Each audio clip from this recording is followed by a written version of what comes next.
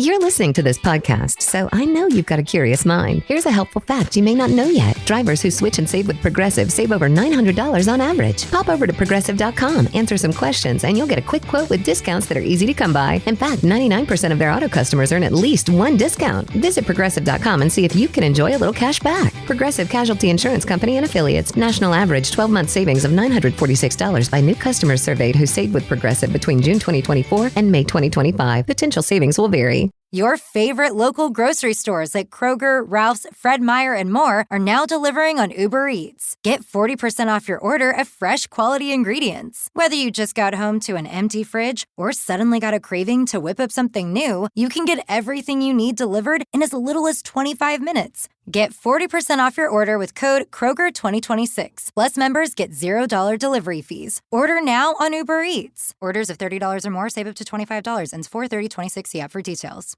Guys, New Year's morning. I'm so excited. You guys are up recording early on New Year's morning. Oh, gee, that must mean that you went to bed at 7 a.m. on New Year's Eve as usual. I just rolled in from the Rose Bowl parade to record this real fast. We had to go to bed early. Did I say went to bed at 7 a.m.? I'm at 7 p.m., but it's not beyond OG to go to bed at 7 a.m. I figured out where I got that from because I was visiting my dad on his birthday a couple of weeks ago. He said, well, where do you want to go for dinner? And I said, it's your birthday, but it's 3:30. So we've got plenty of time. He's like, well, we usually like to eat around 4:15. We got an hour. And so we went and did that. And then about 8 o'clock, he was like, well, what time do you usually get up? And I said, about the crack at 8:15, no matter if I got something to do or not. And he said, well, coffee will be on at 5:30 or 6:15. Those are the two settings. So might have to warm it up in the microwave. Yeah. So he said, I'm going to turn in. It was like 8:05. I was like, all right. Plus it was 8:05 Eastern time. So it was really about 7 o'clock Central time. So I went and laid down and amazing thing happens when you go to bed at 7 o'clock. You tend to get up at about 6:30 at the latest. Talking about stacking Benjamins, you're stacking sheep. Yes. It's a key component to staying healthy. And you know what? You can do that because of the men and women in our armed forces. You like that, huh? Another year, guys. It's very true. We know who's going to keep us all safe. On behalf of the men and women at Navy Federal Credit Union, the men and women making podcast in Mom's basement, here's to the troops. Stack some Benjamins together, shall we, in 2024. Cheers. Cheers. Happy New Year, everybody. Here's the song that we'd like to do for all the younger set of people, the teenagers and what have you. This one's called Vacation's Over. Vacation's over. It's over. It's over. Live from Joe's mom's basement, it's the Stacking Benjamin Show.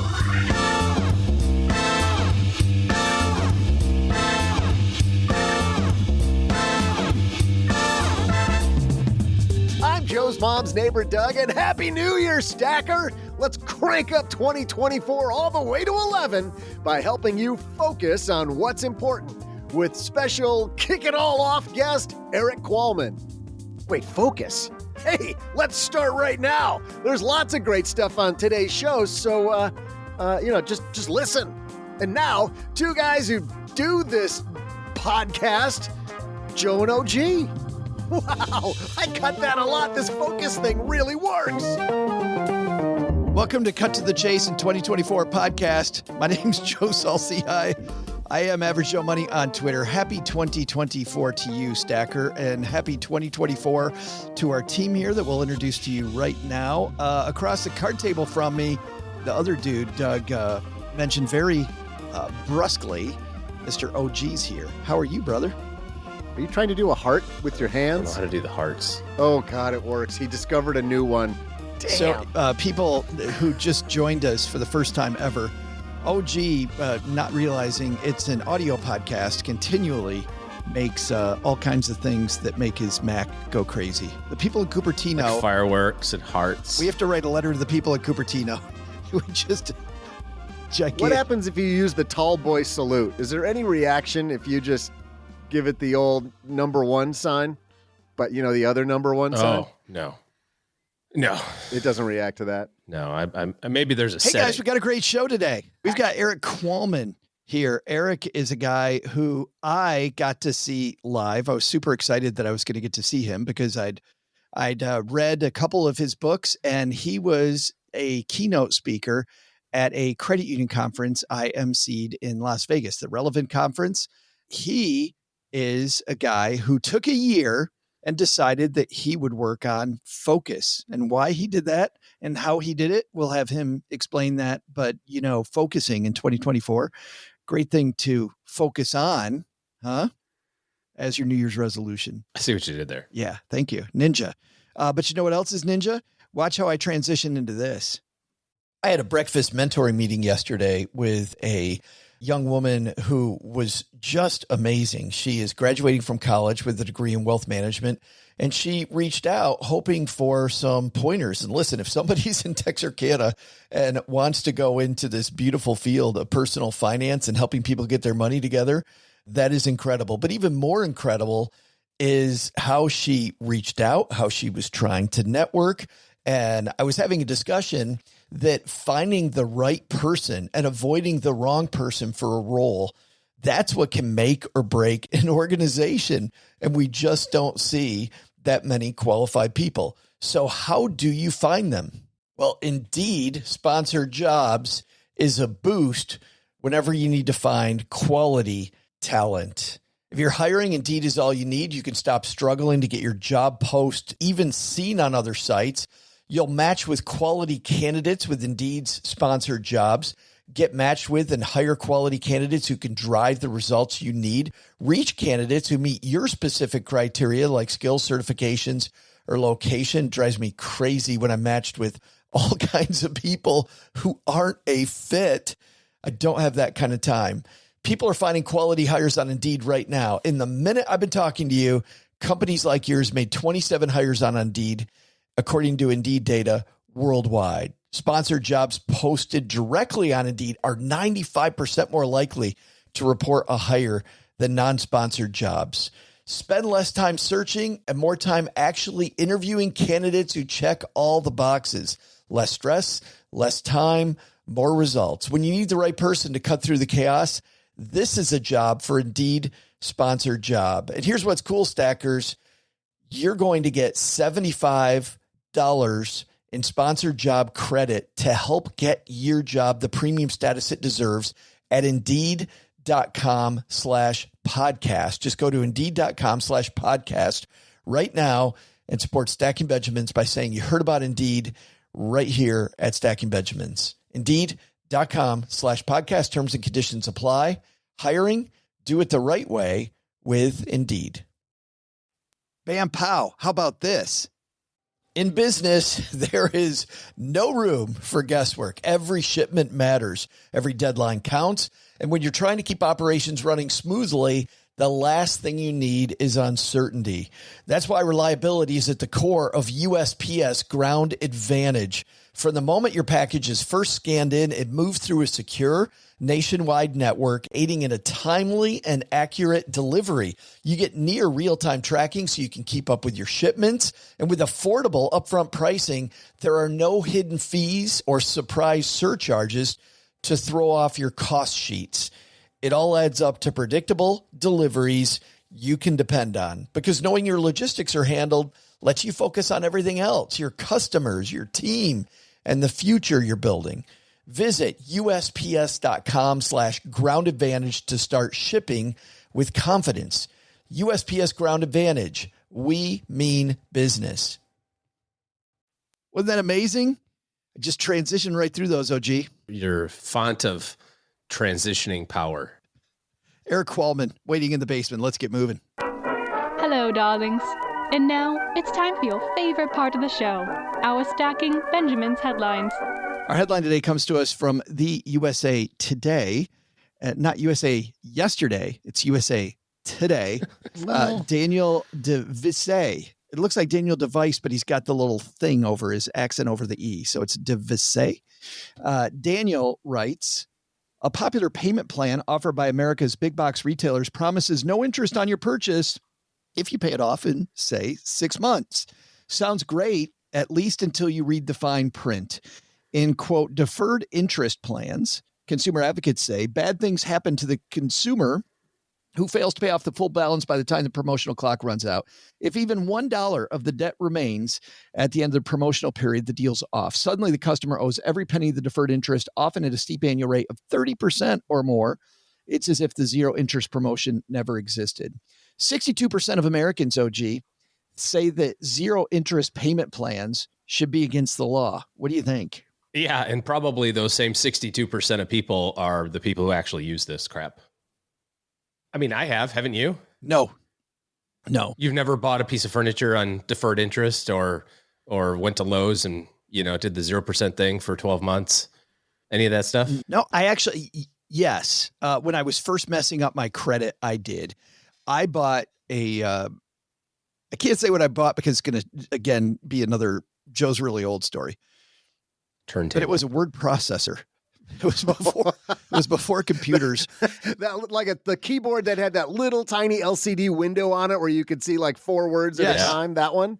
Yeah, you'd write like. And then you hit enter and it would type it. Yeah, you'd write 25 letters before it actually typed anything. It was brilliant. Thing was great. And so I bought that, and that was on deferred payment. And of course, guess who didn't make the payments on time on that? The mattress we bought, we did that. It was 0% for a year, as long as it was paid off within a year. I thought it was a great deal. I mean, joke's on them, obviously, in my case, because I made sure I paid it off long before. You knew that before you even entered into the deal, you knew you had the funds to pay it off, and you were just going to use their money as long as possible. Yeah, why not? Yeah, I mean, obviously, it works out better for them in the long run. Otherwise, they wouldn't offer this, right? Like it would cease to exist.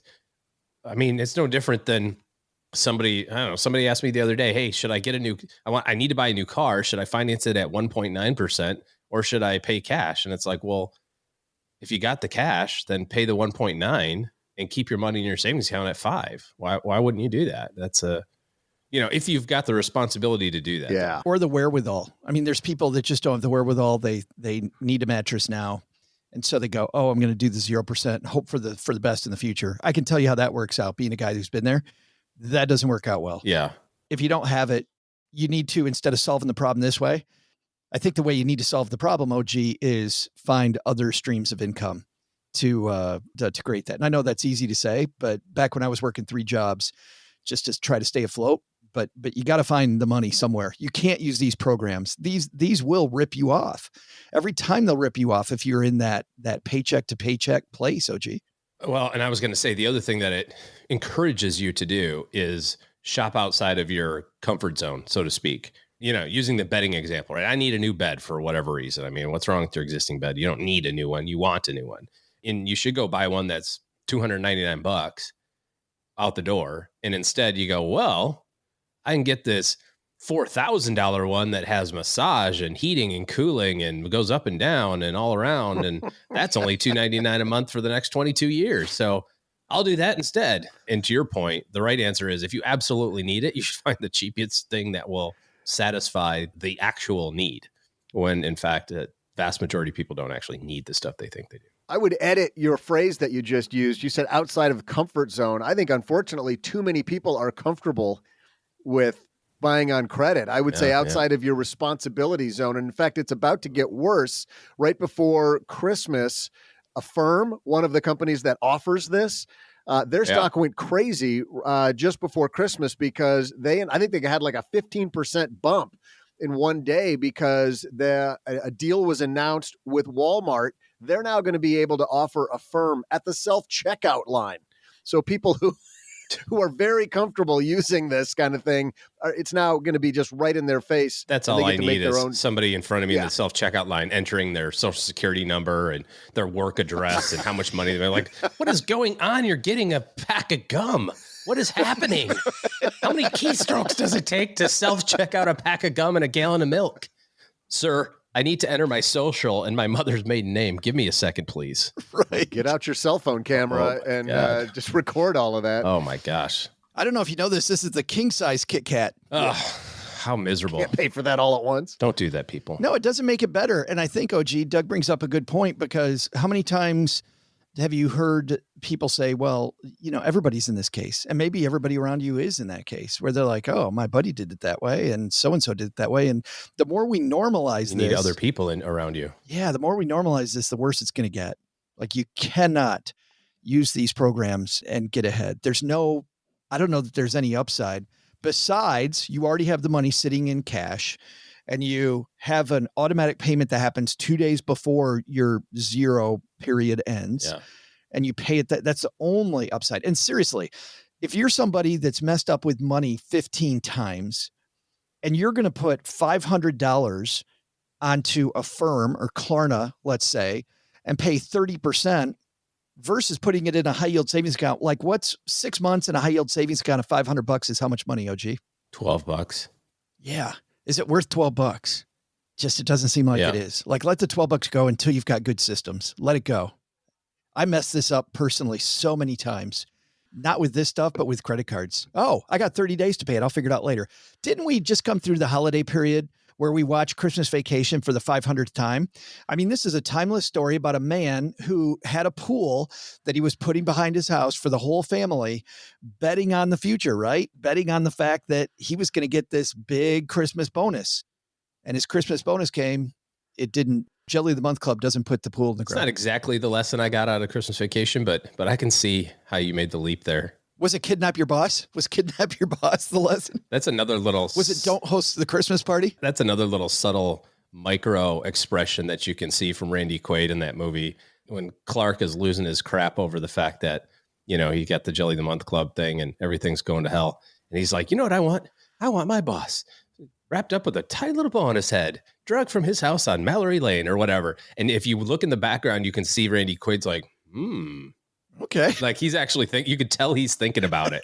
It's not a random thing that happens. He's like, he plots it out right then. He's like, it's very, very interesting in the background. We will dive more into this in our newsletter, the 201, StackyBenjamins.com/201. Start your new year right, by the way. You can get your headlines delivered every Tuesday, Thursday, right to your inbox from us, Kevin Bailey on our team. If you're new to Stacking Benjamins, Kevin Bailey does a great job of curating lots of the best on the web, in-depth articles on all the things that we talk about. StackyBenjamins.com/201, always free and always on Tuesday, Thursday. Coming up next, time for our TikTok Minute. This is the part of the show where we shine a light on a TikTok creator who's either created something brilliant or just maybe every once in a while, there's something on TikTok that is only air quotes brilliant. I know what you're saying to yourself. It's all brilliant. Every once in a while, one may slip through. So, OG, are you beginning the new year? New year, new you. Is this going to be brilliant or air quotes brilliant? Well, I mean, I have to stick with the plan, which is that just about everything on the internet is trash. So, Doug, I should have gone to you. I thought it was going to be a new year. You needed my positive affirmation that this is going to be awesome. At least 50-50. I mean, I could say that. I can say it as often as you want, but probably 51% of the time, it's crap. All right, OG. This is actually a user who said this is a scene from her favorite show of all time that she said will never get old. And I'll tell you what the show is in just a moment. It's a great January 1st lesson.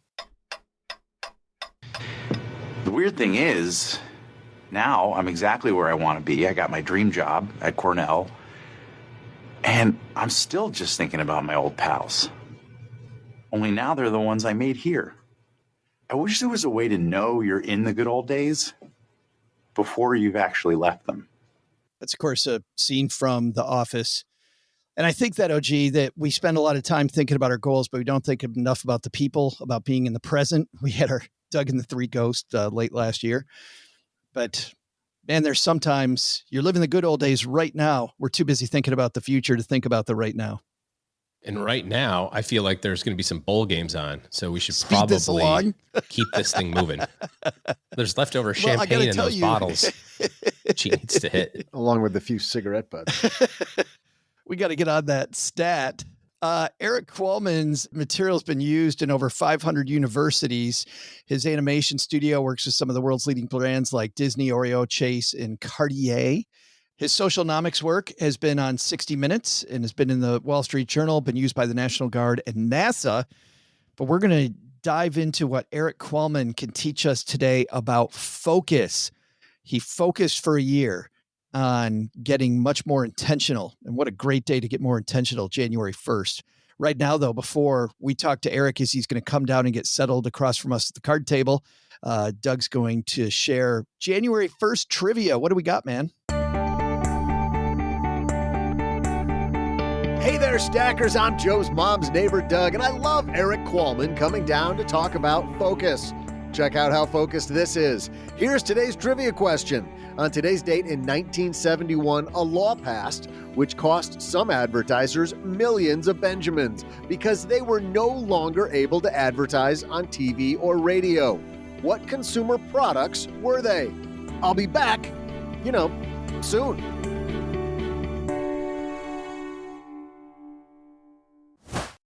Insurance isn't one size fits all. That's why drivers have enjoyed Progressive's Name Your Price tool for years now. With the Name Your Price tool, you tell them what you want to pay, and they'll show you options that fit your budget. So whether you're picking out your first policy or just looking for something that works better for you and your family, they make it easy to see your options. Visit Progressive.com. Find a rate that works for you with the Name Your Price tool. Progressive Casualty Insurance Company and Affiliates. Price and coverage match limited by state law. You didn't start a business just to keep the lights on. You're here to sell more today than yesterday. You're here to win. Lucky for you, Shopify built the best converting checkout on the planet. Like the just one tapping, ridiculously fast acting, sky-high sales stacking, champion of checkouts. That's the good stuff right there.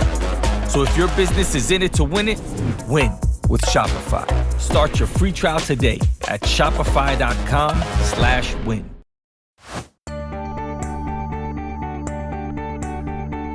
Hey there, Stackers. I'm the guy getting to the point, Joe's mom's neighbor, Doug. On today's date in 1971, a rule passed costing what types of companies millions? Advertisers were no longer able to sell cigarettes or booze on TV and radio. And while those laws have softened to some degree, at least for booze, those companies, some way, somehow, have figured out how to make a profit. How's that for To The Point? Here to help you take your focus game to the next level, say hello to Eric Qualman. And I'm super happy he's in Mom's basement with us. Eric Qualman's here. How are you, man? So good. So good to be here. Thanks for having me. I am super happy you're going to help us kick off 2024. Let me ask this. You're an incredibly high performer, as we talked about in our introduction while you were coming down the stairs. What traditions do you have to kind of look back on a year and kind of set up the next year for as much success as possible?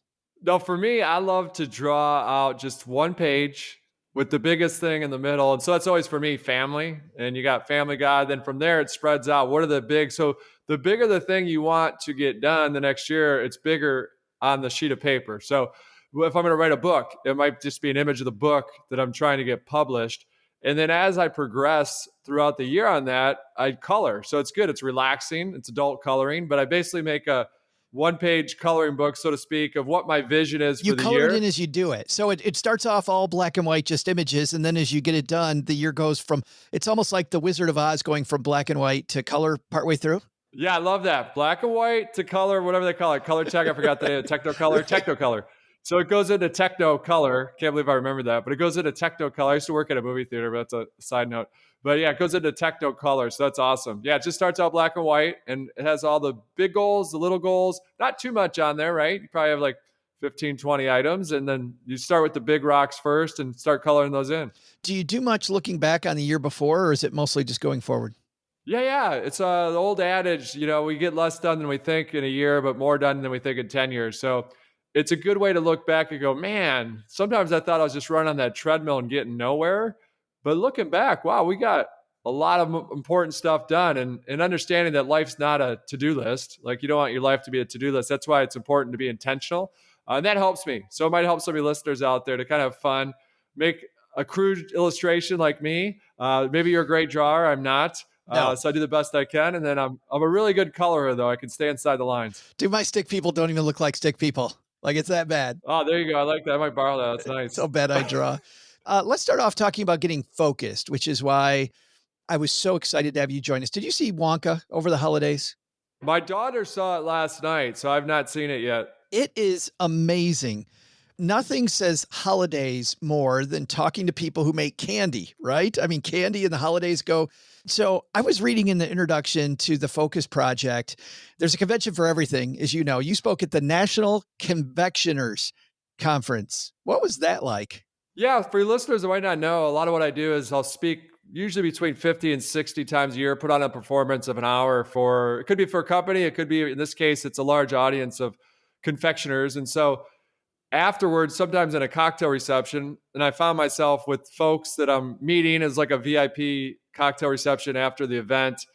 And literally the names of these people, their last name is all the stuff you'd find in your Halloween smorgasbord. So if you're doing trick-or-treating, like all of a sudden I'm talking, what's your name? It's like, I'm Mr. Mars. You know, Right. then I talk Three to the next person. Musketeers or whatever. Yeah. Yeah. And I go, oh, wait, your last name's Mars?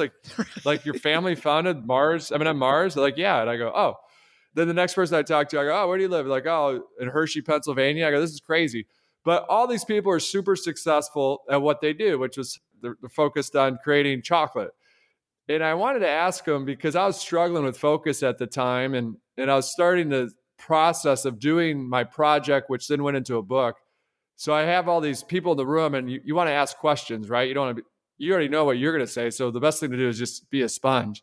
So I go, hey, you're super successful. Your family's successful. What's the key to that success? They're like, you know what? Eric comes down to one thing. It's focus. I go, oh, wow. And I go, well, what do you struggle with the most? And they go, staying focused. As I went through the room, it was the same answer. And then the next week I fly to India to give a talk at Google. I start asking those two questions. What's the key to your success? Focus. What's the biggest challenge you have? Staying focused. So I go, I'm not alone. And I started talking to more and more people. So that's when I started to do the project for 2 years and then wrote the book. But it's so hard to focus, as you know. I mean, this time of year, I've got 11, I think that's a number now, 11 things that I want to do. You've got plenty of statistics about how hard it is for us to focus. Yeah, I mean, I wrote the book, so the Focus Project, and then I always ask myself, what did I learn? Like, what did I learn? I learned 3 things. The focus is very, very, very, very difficult. It's supposed to be a 1-year project, and it took a 2-year project, but that's how hard it is. But it can become a habit. So that's the key. Focus can become a habit, just like anything else. The second thing is that people that are very successful are better at focusing than most of us. And it's not something they were born with. It's not inherent. It's just they've set up systems and processes to make sure that allows them to focus. And more times than not, that system's around saying no to small things so they can say yes to the big things. And then last but not least, this is going to strike home as we kick off the new year. This is really important to remember. Think progress, not perfection. Now, I'm not judging you because I am doing this. I'm saying it to myself. I'm talking right now, but I'm actually listening as I speak because I'm like, remind yourself. So this is what we don't want to do. We don't want to say, all right, my New Year's resolution, I'm going to get up an hour earlier because now I'm going to journal for 10 minutes. I'm going to do gratitude for 15. And then I'm going to do a little breathing exercise for 30. And then all of a sudden, it's the afternoon before you get your morning routine done. So then that's why like 7% of us adhere to our New Year's resolutions because we set ourselves up for failure. So what you want to do is just get 1% better. 1% better. How can I get better? And like you just mentioned, Joe, you have 14 things on your list. Some people out there have 100. What's the one thing that you want to do today? What's the one thing, if you do it well, makes all those other 100 things easier or unnecessary? And so break it down to the bite-sized chunks. And a lot of you know that it's just inherent that the gravitational pull pulls us to try to do everything at once. And it's really just, let's focus on the big, not the busy. To do that, you decide that you're going to, because you never do anything small, Eric. I mean, we could go through all the different things that you've done, but you decide I'm going to focus on one area of focus every month for a year. Initially, even this was a struggle, right? I mean, you write that in December, you tried to start doing this and even trying to get focused. It was hard to get focused on getting focused. Yeah, it's crazy and a lot of you will be able to identify with this because we're similar. All of us are living the same movie. We're just different actors within that movie. And so I go, all right, I'd basically lay awake at night. I go, man, how cool would it be if all I had to worry about is I didn't have to worry about an animation project. Didn't have to worry about writing the script to be on stage. Didn't have to worry about writing my next book. What if I just worried about cleaning the house or organize all this stuff in the house? How great would that be? How great would the house be organized? So I go, let's do this just a month. let's start off with 2 hours a day and focus on something. Then I go, well, that's kind of crazy. That's not working because I tried 5 times. It didn't work. So I go, let's just break it down to a half hour a day. And most of you out there, you're going to focus on the one thing you have to do to have the luxury to do what I did, which was do this for a year. So I go, I've got to hit our sales number at the beginning of the year. And that's something I can measure. So let's see if this focus stuff even works. And so what I primarily do, as I mentioned, was I speak on stage. So I perform on stage. So we got to get booked to be on stage. So people think, do we want Eric Qualman? Do we want Malcolm Gladwell? Do we want Brene Brown? Do we want, Simon Sinek? There's a lot of competition. So we've got to get booked to be on stage.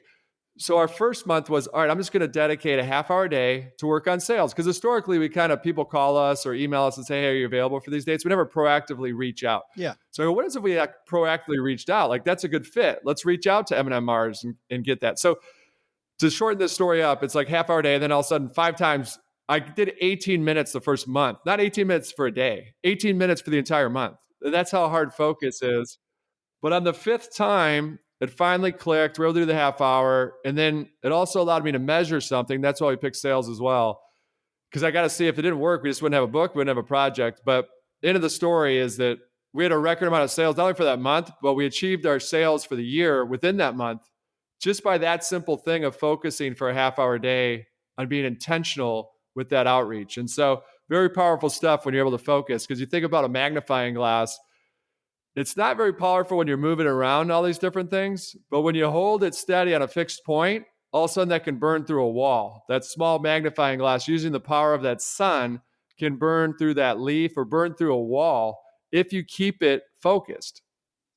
It's funny. I had a similar experience. I get coaching from a group called Strategic Coach, and we were talking about looking back at the last decade of your life and what are the big things that you did. And it was always those times when I finally, Eric, got rid of all the stuff, all the noise, and focused on things that the big rocks move. Like, I totally had to do. And yet, to your point, there's so much stuff that comes at us every day that it's very difficult to get there. I want to talk about some of the big eureka moments you had from this. And then I want to ask you about the first couple months and really how you picked the things to focus on and what your results were. Your first eureka moment, you write, focusing today is hard, really hard, but it can be learned. Like, it can be learned to focus. So how did you go from 18 minutes in that full month to the next month setting sales records? Like, what did you learn to be able to finally carve out that time?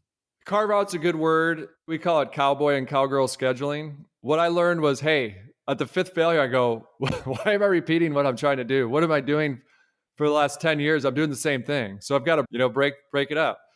And so what I was doing was basically letting life happen to me rather than attacking life. I was letting life attack me, meaning that I'd get up and I'd probably answer email because it showed me that dopamine hit of I have 100 email, I get it down to 0. That feels pretty good, but maybe that's not the number one thing I should be doing.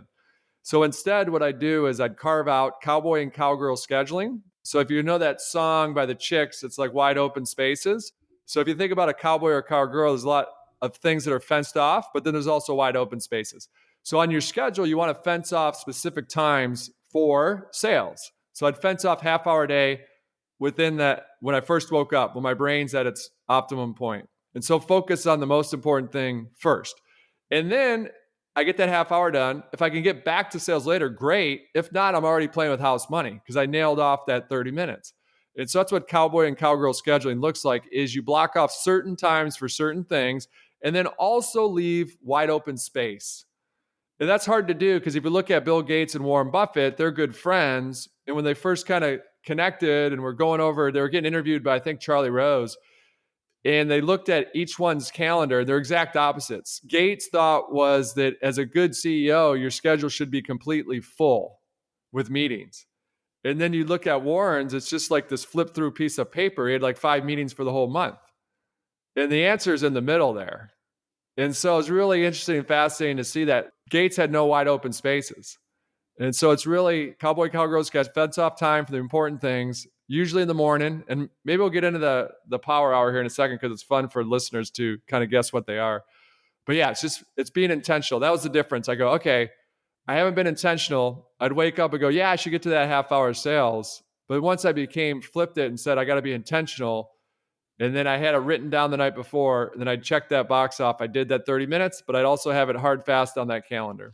When you cowboy car girl scheduling right at the beginning of the day too, I feel like A, you're more likely to do it because your head's not full of all the other stuff. But then B, when you talked about playing with the house's money, if you've already done it, and you're probably more enthused to try to get back to it, I would imagine, later in the day, because I don't know, if you carve out time for the things that are fun, Eric, at the beginning of the day, like your brain then is focused there. You must have found that time became available as the day went on. Yeah, exactly. Attack the day before it attacks you. But all of us can relate to this in school. It turns out our parents are pretty smart. They'd go, hey, why don't you study on Friday? Or why don't you get that term paper done on Friday?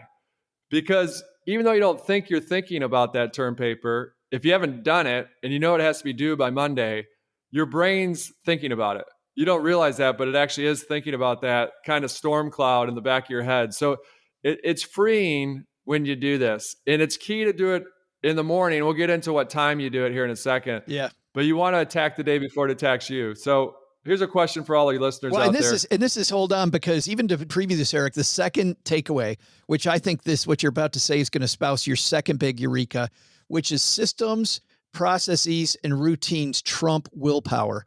And I think this idea of your power hour is a big piece of this. If you just set the system, the process, and the routine up, you don't have to worry about, do I have the will to do it? But tell us about the time of day. Yeah, exactly. Willpower is kind of worthless. So it's really about systems and processes. And so all you listeners out there, I want you to think about, if it's a Saturday morning, your kids aren't waking up, there's no alarms. This sounds like a glorious dream, I know. But let's just go with it that it's Saturday, nothing's going to wait. No dog next door is waking up.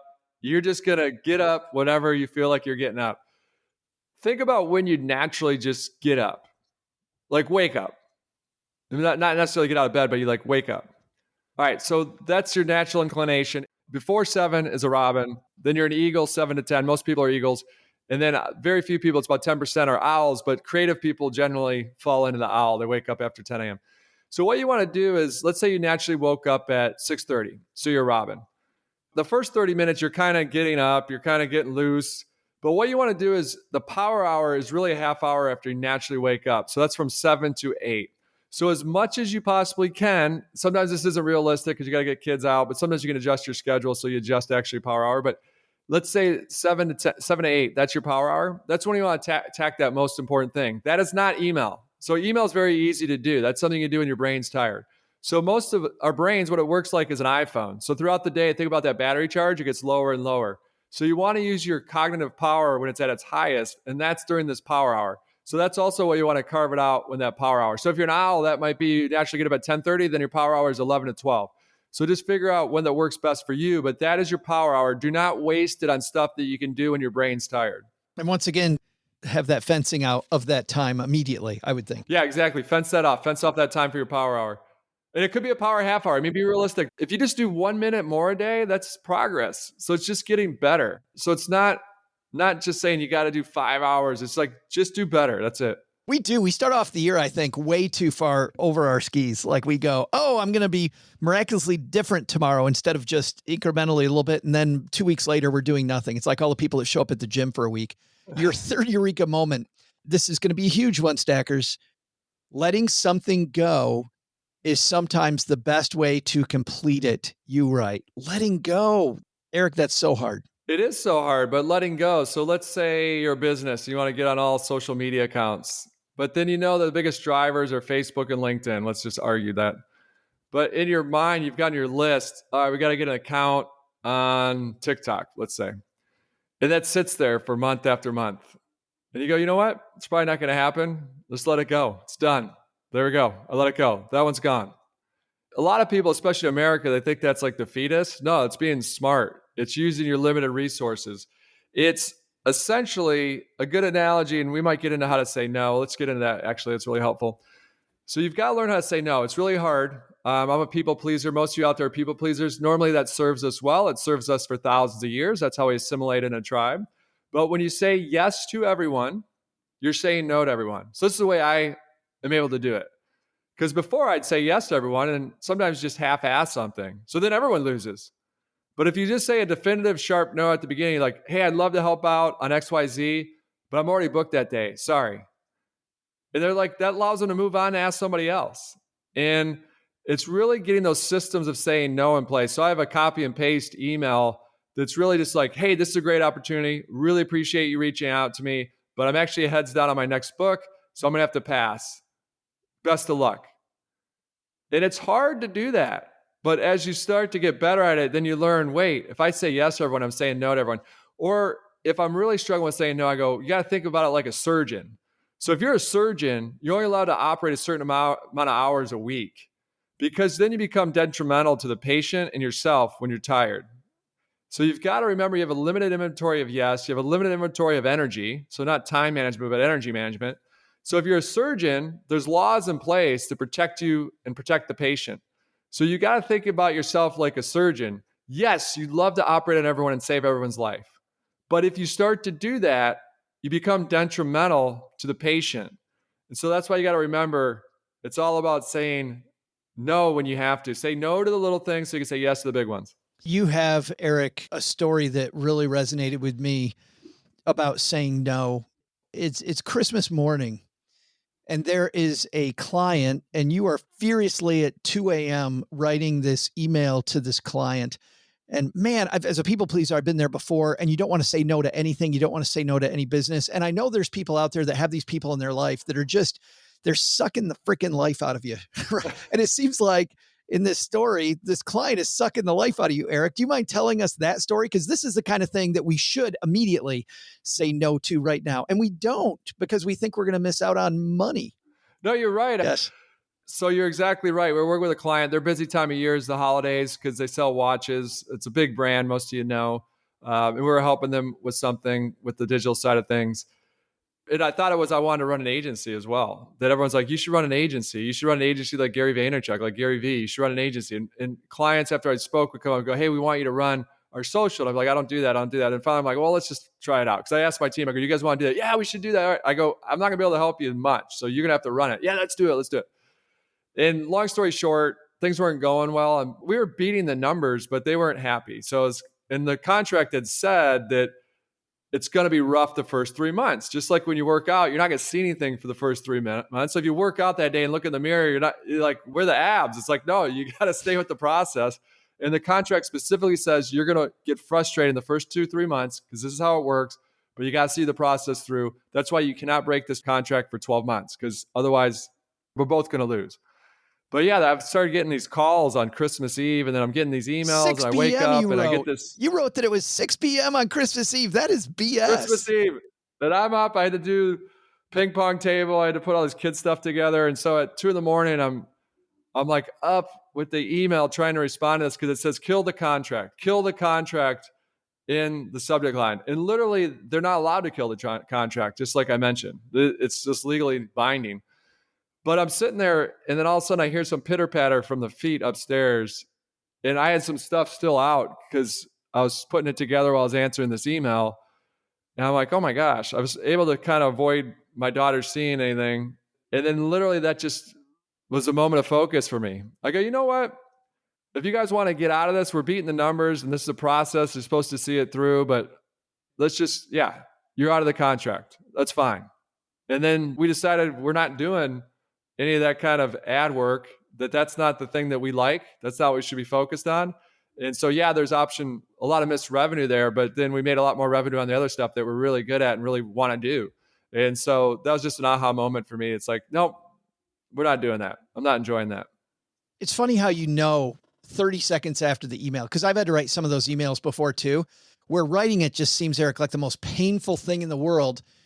But I'm thinking about a similar email I had to write. And 30 seconds after I wrote it, I felt so damn good. You must have felt great. Yeah, it's liberating. Like, gosh, that's fine. Like, okay, that's perfect. We got to move on. It's like, no, we're not going to do that. And then sometimes proactive before we even get into that. Like if there's an event and I go, this is what we do. This is how it works. They're like, no, we want to do this, this, and this. I go, hey, we're not a real good fit. But I can recommend 3 people that are, because we own an animation studio. So we're like, this is the way our process works. We've honed it down over 10 years. We're going to really help you because we've learned it helps with our partners, and it's going to really help us. It's a win-win, but it's really different. But that's why you want to hire us. because it is different. You're going to get a different product. It's going to be really good, this piece of animation. But you have to see the process through. And then they'll say, well, we want this or this and this. And then we go, yeah, perfect. We're not a good fit. I've got 3 people I'd love to recommend for you. Now, sometimes, more often than not, what happens is they'll go, oh, yeah, we really want you. We'll do that. We want that process. And so it's funny that it works out better when you do it that way, when you set those parameters and set that focus, because that's what you have to do with partners sometimes, is actually help them focus. Because I've been on the other side as well. I've been the client, I've been the partner. And so I know what the challenges are at a big corporation. And so it's really like set those parameters and everybody wins. The first month, you say focus on something different every month. The first month, you focus on building your business. I get that, because you want to make sure that the business is going to run while you're focusing on all these other things. What did you focus on in month number 2? Oh, man, did I get excited. So the first one was daunting because you're like, sales, man, if this doesn't work, I don't know what we're going to do from a business standpoint, or this book's not going to happen. This project's just not happening, because that's measurable.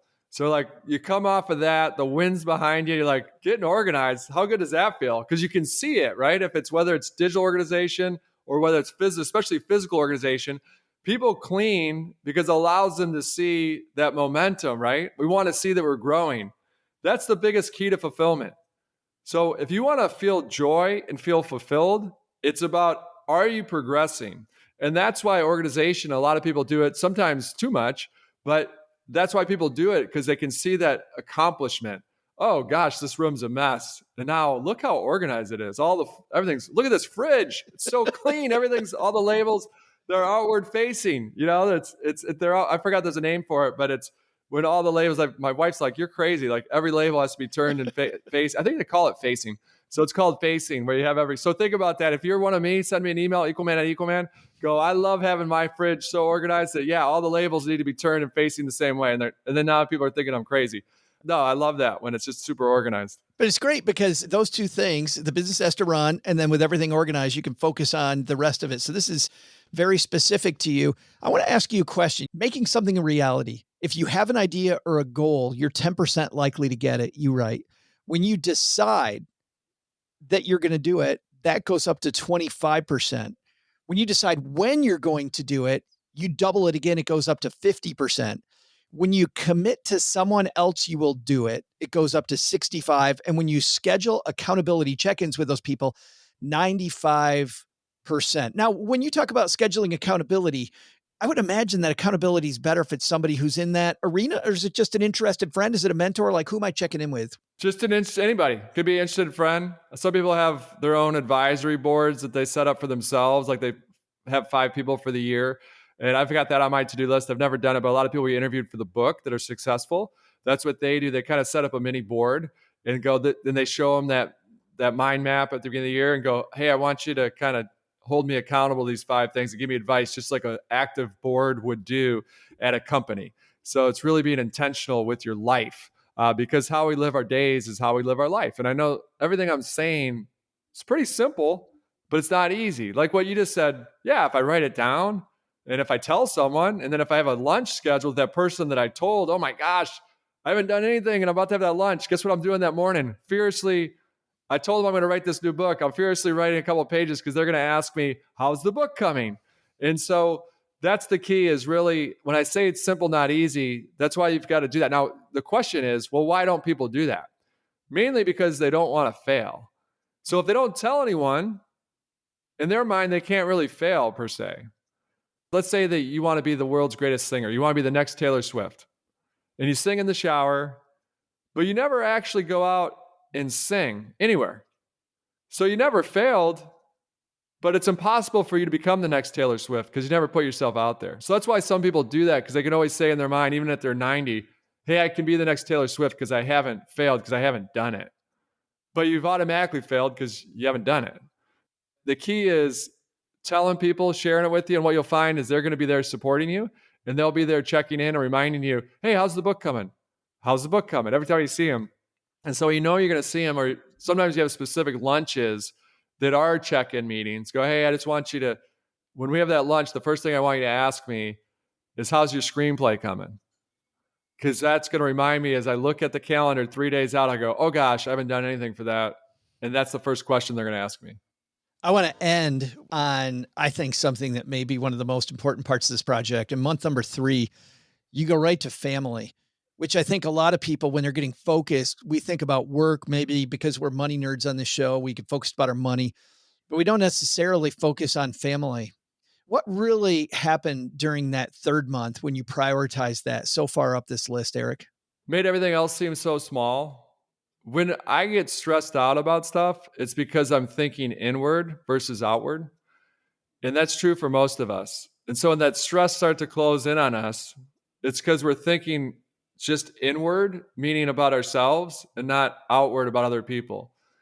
And so when you think about, start thinking about outward with your family, then it puts everything in perspective. You start to realize that no one's going to remember that you worked those extra hours.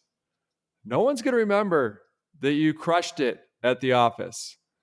But your kids and your family are going to remember when you're not there. That's what they're going to remember 10 years from now, 20 years from now.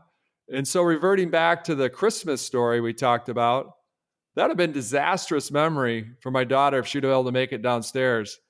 And so it's really about understanding the long game. And so with family, that really allows you to understand you've got to play the long game. So I always say be persistent in the short term, but patient in the long term. Persistent in the short term, patient in the long term. And there's the time that you cowboy schedule right there, everybody. Cowboy that off, because I was fine that before I did that, that's the time that got away from me. Yeah, because you think it's the easiest thing to move. Yeah, I'll get to it later. Yeah, hey, can you reschedule to that meeting to 5? Very few of us will say, no, I'm coaching my girls' basketball game, sorry. Well, this might be a good way to end it on. So first of all, I struggle with this to this day with focus. So here I did a 2-year project. I wrote the book. I continue to go back to the book because there's institutional research and also street science, me actually testing this stuff. Because the gravitational pull is always to kind of fall back into our bad habits. And so when the world gets wild and crazy, especially certain times of year, I go, whoa. Let's go back in. Let's deep dive on that and try to figure out what that looks like. So I coached my girls' basketball team, and we'd gotten in the championship. Hey, but it was great. I know that I'd booked an event the day after that because I'm like, you know what? They'll just guarantee we're in the championship because now I'm in a tough situation. So contractually, I need to fly in the day before to be there. And then the game would not allow for that to happen. So I'm going, oh my gosh, what do I do? Do I just have the assistant coach it? But that's going to send the wrong message to the girls that, when you need me most, I'm out the door. I got to go to this business thing. I talked to my parents. They go, what are you going to remember 10 years from now? I go, coaching the game, or if they lose and I wasn't there, I'll feel like I let them down. If we lose when I'm there, at least I was there. And so I go, I'm going to roll the dice. I'm going to get on that. I booked 3 flights the following morning at like 5:30 in the morning. Fortunately, it's an afternoon event. So I'm like, okay, I've got 3 ways to get there. Booked 3 flights. The good news, we start off the game terrible, and I'm sitting on the sideline going, did I just stay here for this? But then the girls came back. It was a great comeback. We won the game by 1 point. Wow. It was the right decision. Oh my gosh. Win, lose, or draw is the right decision. And then next morning, first flight's canceled. But fortunately, that second flight, away we went, and it all worked out. And it was just easy to look back and go, man, those parents get smart with the years, don't they? They get smarter with the years. Isn't that wild? I felt like when I was 16, maybe 15, my parents started losing brain cells. It had nothing to do with me, Eric. My parents totally, I don't know how they got dumber. Like they just got dumber. And maybe about 2021, they started something. Maybe they started eating their Wheaties or carrots or something, but those brain cells started coming back. It was so strange. It's wild. It's wild how that works. The book is The Focus Project, The Not So Simple Art of Doing Less. It's available everywhere. Eric, thank you so much for mentoring us here at the start of 2024. If people need your message at their next business keynote, by the way, we'll also link to your website on our show notes page at stackingbenjamins.com. Happy New Year, my friend. Happy New Year. Always good to join you. And also, I love doing this because it reminds me to get back on track as well. Hi, I'm Derek, and when I'm not working on the hook for Joe's mom's next greatest rap album, I'm stacking Benjamins, baby. Huge thanks to Eric. What a great guy to start off the year with. I think this idea of focus, OG, I mean, I'm going to reiterate what he said early on. It's hard. You can say all day long you're going to get focused, but I think you've got to have a little machine around that. I'm sorry. What were you talking about? Well, it was a pretty long diversion there. I don't blame him for being a little bit like, wait, where were we? Because you were way off to the right, and then all of a sudden you're like, here we go. No, dude, that was the joke. That was OG's joke, Doug. That was the joke. Doug missed the joke. Oh, well, he should be funnier because I didn't get it. Shocking. No, I was focused, kind of, maybe, for sure. Maybe. Partway through, I got distracted. It's interesting the impact of one extra attention, like spending a little bit of extra attention on one thing for a period of time, how you'll have success or increase success. I know you've had area. systems to do that. You shockingly at the end of last year did an Ask Me Anything, which made everybody on the Stacking Benjamins team go, what? Who's this guy who's back on social media for one day after over a year being away? That takes systems. Well, let me tell you a little something about not logging into Facebook for 13 months. It is a gigantic pain to get back in. They're like, okay, we sent you a password to your email. Okay, now give us the code. Now reset your password. Now go back in your email and get a code. Now download this new app. Oh, you don't have this login system? Too bad. It's going to send us an ID. I'm like, well, I don't really have an ID that says OG Stacking Benjamins on it. So this is, we have to find a new way to get into this account. You should have taken the hit and go, you know what? It isn't worth it. It was fun. Yeah, I actually got about 90% of the way through and I went, this is why. This is it right here. But the universe is giving you a message. It was fun for the 2 hours while I'd literally watched every movie on American this year. So I got them all. I was bored. Thanks to everybody who participated in that, by the way. Those are people in our basement Facebook group, and that was a really fun chat. Let's throw out the lifeline and tackle some of life's most important questions. This is the part of the show where we help a stacker in need get the help that they're looking for. And if you would like us to answer your question, head to stackingbenjamins.com/voicemail. Today, we're going to throw out the lifeline to Stacker Dino. Joe and OG. Doug has me really interested in these t-shirts. With his fashion sense, these shirts must be really top-notch. I feel like the wife and I are in a good position, but want to review a few items. We both turn 50 next year and have 2 boys in high school. What are some of the things we should be thinking about in terms of where our investments should be focused? The bulk of our funds are in either IRAs or 401ks. Outside of starting with enough for the full company match in the 401k and then fully funding our IRAs, what should be the combination of additional 401k, 529, or after-tax non-401k IRA to give flexibility to early retirement and helping with college costs? We are in a good position to make the full contributions to our IRAs in the month of January. With catch-up contributions starting at 50, how does that work? When can we make those contributions? Is it right away, or do we have to wait until we turn 50 in October or November? Looking forward to your advice. Just no driving advice for my boys from OG. Thanks. Going to have some coleslaw while I wait. Oh Dino. my, he's just checking all the boxes. Checking every box, Dino. Thank you. Thank you for the question. Impressive. Well, and to be fair, I wasn't driving.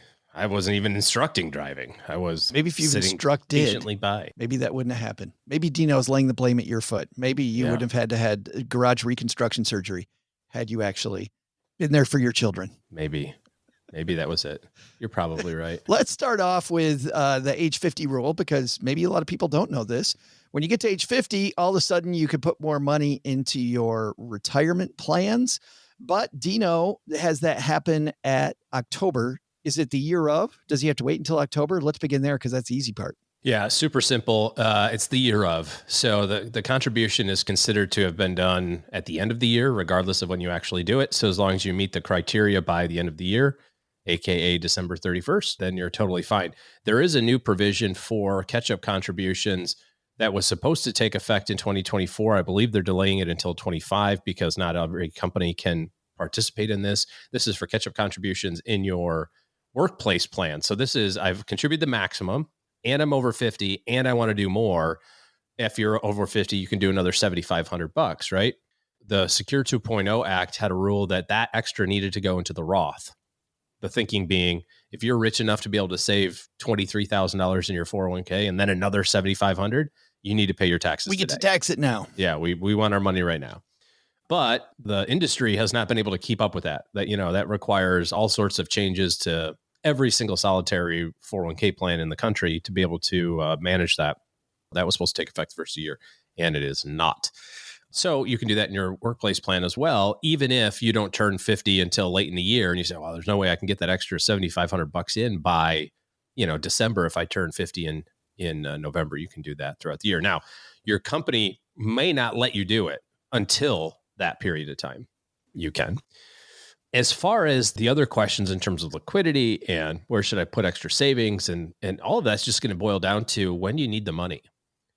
There's this big, I think, myth that you can't access retirement money if you want to retire early.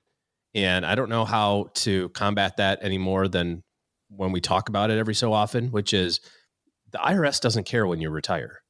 They care about you taking money out of your retirement account for something other than retirement. If you're a great saver, a great investor from the time that you're 16 and you want to retire when you're 41 and you go, but all my money's in my 401k, the IRS doesn't care. There's a provision for you to get money out of your retirement plan without penalty, as long as you're using it for actually retirement. The problem occurs with penalties and all that other sort of nonsense when you say, I want to take this money out and go on vacation. The IRS penalizes you to help you, think twice about that. So I really wouldn't concern myself too much with, well, I can't get the money, if I want to retire early and put it in your retirement plan, IRAs or workplace plans. But some of those other things that you mentioned, like college or flexibility for other short-term or intermediate goals, are going to require you to put your money in a different place. So I think I would start with when do you need the money and how much do you need and where do you sit in each one of those buckets? You get a couple of high school age kids. College is coming fast and furious. Mine's a junior, my oldest, and we are writing checks in 18 months from now, probably sooner. I guess I don't even know when do they start asking you for money when your kid goes to college? Like how far in advance is it? Does anybody know? I don't know. It's generally the second day they're on campus. Yeah, I was going to say, it seems like August or so would be an appropriate time to ask for money, but something makes me think that check's going to be needed to be written sometime earlier in the summer. Might be. But anyway, so you need to write a check in 18 months from now. Your money better be in a place that allows you for 18-month check writing, if that makes sense. Yeah. So that's kind of how I would start with that. Is thinking about it that way. You see, this is why in my book, I started off with timelining out your goals because this calls for that, right? Scoreboard. He totally needs a timeline of when I need the money. And I know for some people that gives people hives like, what if I don't know? What if things come up? Well, then you want to have some money that's liquid, that's not for any goal. But I also understand that people, especially if you're a long way from the goal, Dino is fairly close to some of these things, to a lot of these things.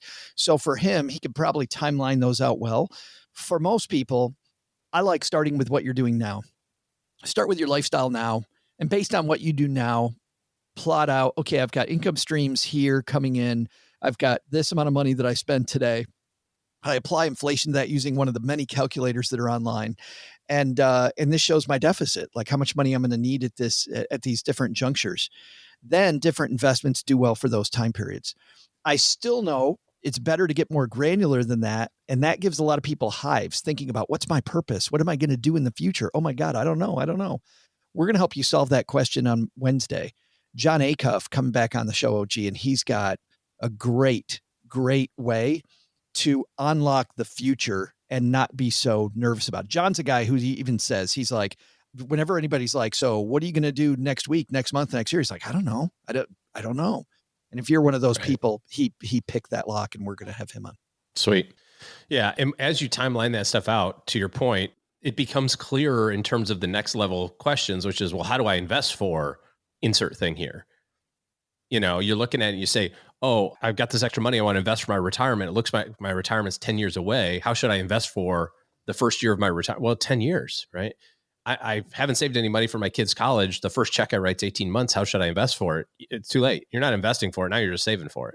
You get the opportunity to answer some of these questions when you put timelines on them because it becomes pretty obvious when those events are going to happen. And you don't have to look back but 18 months to see the volatility in the stock market and investing and say, okay, that would have been unpleasant if I was holding on to this money in a long-term bucket when I had a short-term need.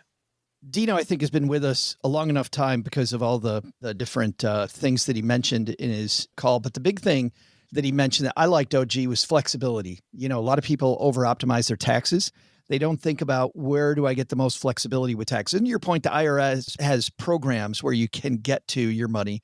But if you want to make it really easy for yourself, we have this concept we call the tax control triangle, where the 3 different ways that money gets taxed and having some of the money in each of those buckets is a good place to start. We have that as a tool that you can get on our website because we've referenced it so much. It's stackingbenjamins.com/tax triangle. Just go there. It's written up as a PDF. You can then see what buckets you're using now, which ones are a little bit more deficient, and try to give yourself maybe a little more balance. Thanks for the question, Dino. If you've got a question for the show, stackingbenjamins.com/voicemail. If you've got more than one question, though, you really need help in a big way. OG and his team are taking clients here in early 2024. So to get on his team's calendar to see how they'll interface with you to make better money decisions this year and beyond, stackingbenjamins.com/OG gets you there. That wraps up the Lifeline, which, looking at our agenda, means we are headed out to the back porch with these cups of coffee. And back porch on New Year's Day. Good times. Coffee? Yeah. Doug, no coffee? It's a coffee cup. It's the back porch, dude. It's alcohol only. There's something in the coffee cup. That reminds me of my kids' swim meets, by the way. I remember going to my kids' swim meets, and every dad had a coffee cup. So I would put out my coffee, 6 o'clock at night. I got my coffee in my coffee cup, and a buddy of mine goes, "Man, what are you drinking?" I'm like, "Oh, it's just this stuff I bought down at Kroger." He's like, "But what?" Folgers? Yeah.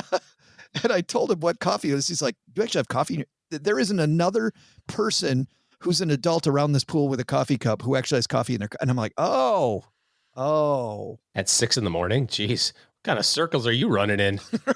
No, didn't you say it was 6 at night? Oh, I thought you 6 said at night. Yeah. So it's an outdoor pool, right? Because I remember I think I went to one of Nick and Autumn's meets. It's an outdoor pool, right? So it's a summer Festive night. atmosphere. It's 6 o'clock. Yes.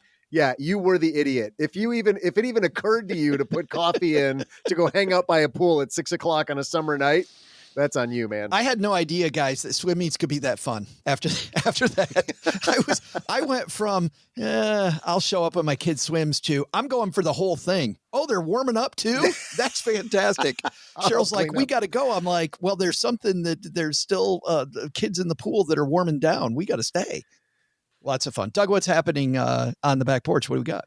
Well, first thing I want to talk about in the new year, Joe, is this great competition that we're starting called the Joke Off. Joke Off. So this is like a tournament bracket style setup where we want/need our listeners to send in jokes. I'm going to read the jokes off. So as funny as those jokes are to start with, I'm going to make them that much funnier. And we're going to see which one of you two doesn't laugh. It's going to be nearly impossible. You're going to have to take antidepressants. I don't think we can do that because OG's not going to laugh at anything. We tried that one before, Doug. I think all we have to do, we have to take a vote on which joke of the two we think is better that goes to the next one. Because we already know that one of us has a great sense of humor and the other one, well, maybe not. Right.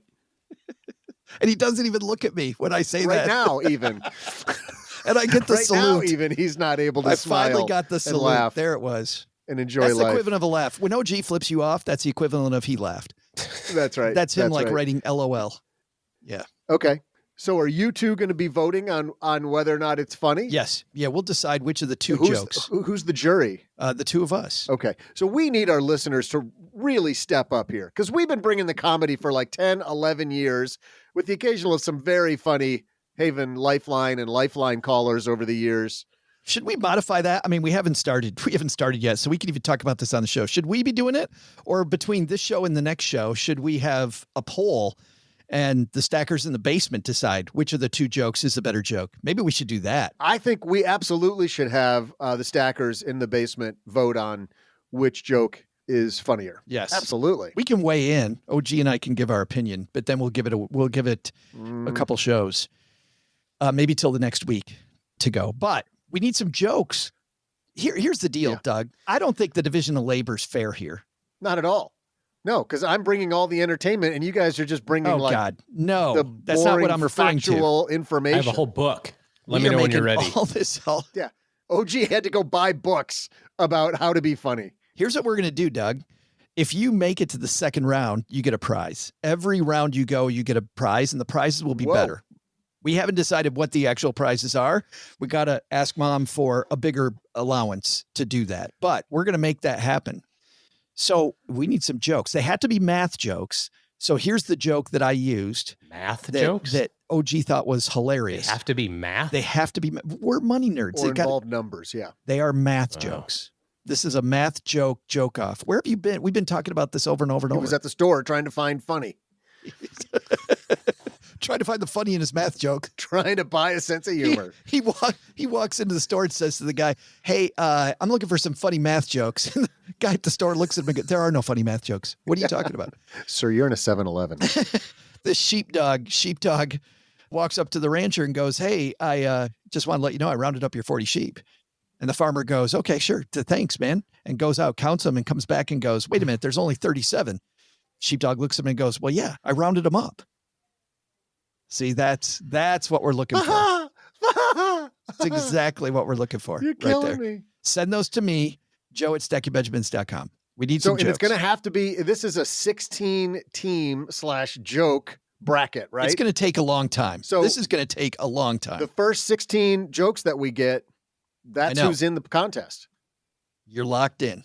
And I got to tell you, there is one good one, one really good one, and one that's just absolutely horrible of all the jokes that we've gotten so far. So we've got our 16 seed.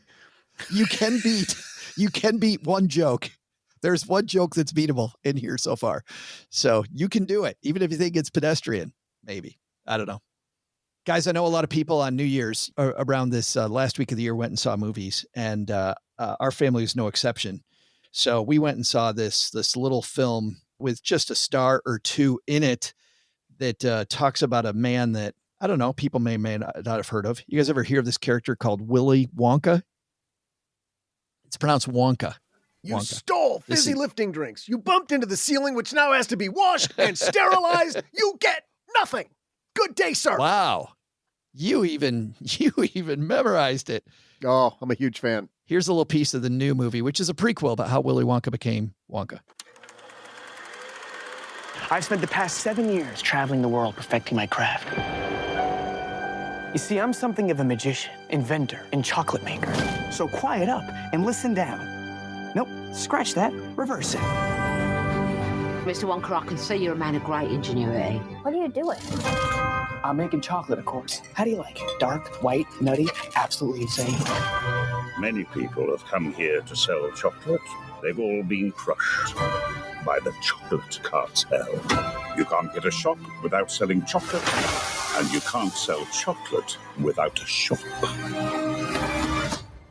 No daydreaming. What are we gonna do, Willie? Huh.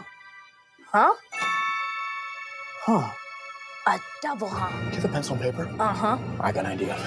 And Willy Wonka, of course, has an idea. You know why? Because he's Willy Wonka. That's why. This film dives in really early into Wonka's career. Begins with him as a guy with no money, just big dreams, going to this city where he wants to set up shop and become a chocolatier. There are 1 or 2 or a billion stars in this film. I have no idea. I didn't look up what the budget was for this film, but it had to be maybe $1 billion. Not only is Willy Wonka Timothy Chalamet, who I'm not a big Chalamet. Are you guys? OG, do you like Timothy Chalamet? Never heard of him, so don't have an opinion. I think that's a food, Joe. I think the last name you're saying is not the word you think it is. Chamalier. Oh, that's the guy who gives you your wine at the restaurant. Right. Yeah. I think that's right. Yes. Well, maybe that's my point. Big time actor, been in a lot of big stuff. And you guys are like, what? Olivia Colman is in this movie. Keegan-Michael Key from Key and Peele is in this movie. You heard the voice of Jim Carter. That's an unmistakable voice. You're like, who's Jim Carter? But he's the voice you heard. If you watched Downton Abbey, every person that watched Downton Abbey just went, oh, that's the Downton Abbey guy. The butler sure was.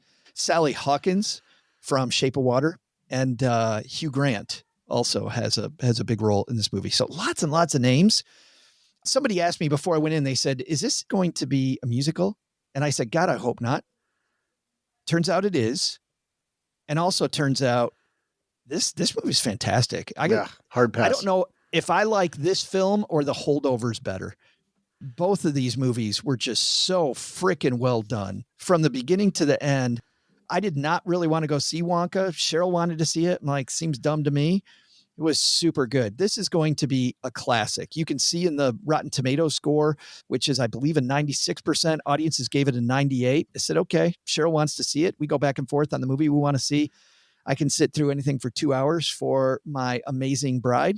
And within 10 minutes, I was in.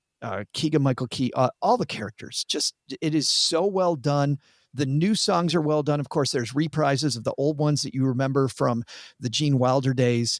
I did not like the Johnny Depp version of this. I thought it was stupid, which is another reason why I'm like, oh God, they're bringing back Willy Wonka again to ruin it again. Like, it's so good. The Gene Wilder one is so damn good that my expectations were sky high, and it exceeded it. I can see why it's breaking records. But you generally like musicals, right?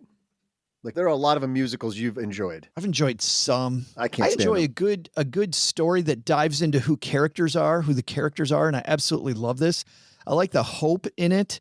I like the aspiration. I like the fact that it's about, there's lots of forces that are against you. There's this cartel against him, and yet, man, if you're somebody with a dream and the desire to do something, like, go do it. Like, you can't not leave Wonka inspired. It was so inspiring. They got a Pablo Escobar character in here. There's a cartel against him. There is. There's the chocolate cartel. They're awesome.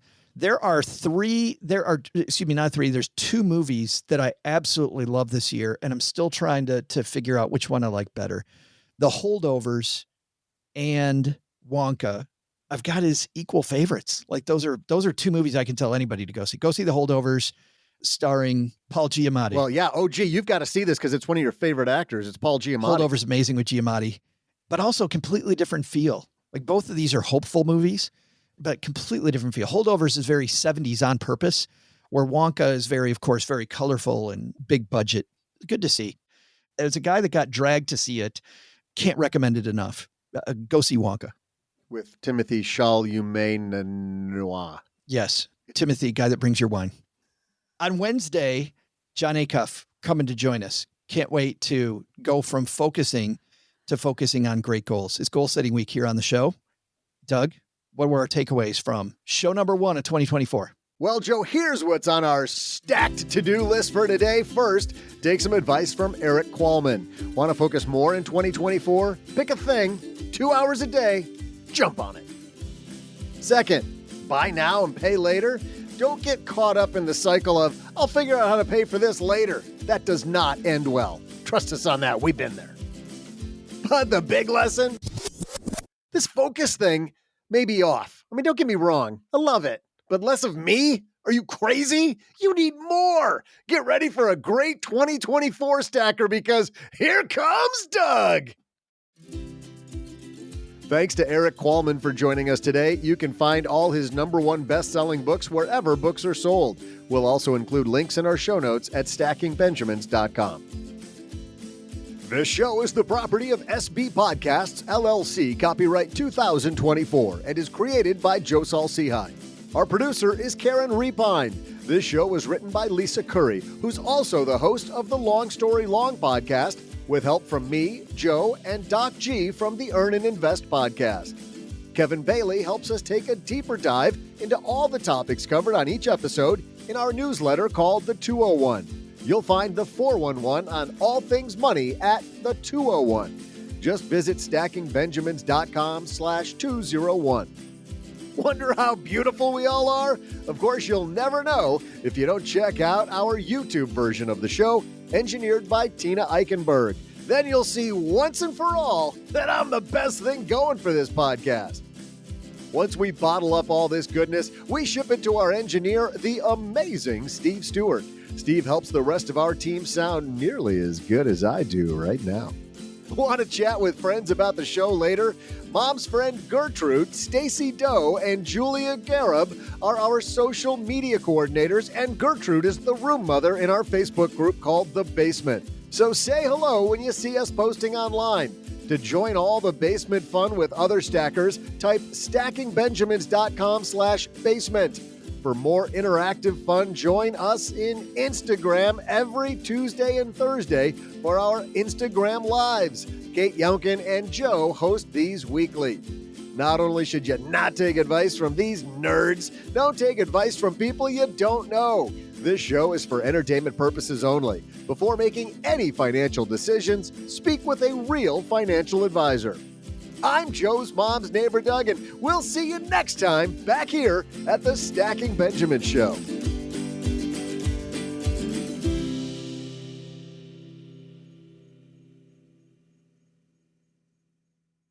And Doug, you've got the pronunciation? Yeah, it's exactly how it's spelled, Chalamet. Chalamet. Well, how it's spelled should be Chalamet, but Chalamet. Our apologies to Timothy Chalamet. I'm sure he's a big fan of the show, and my bad.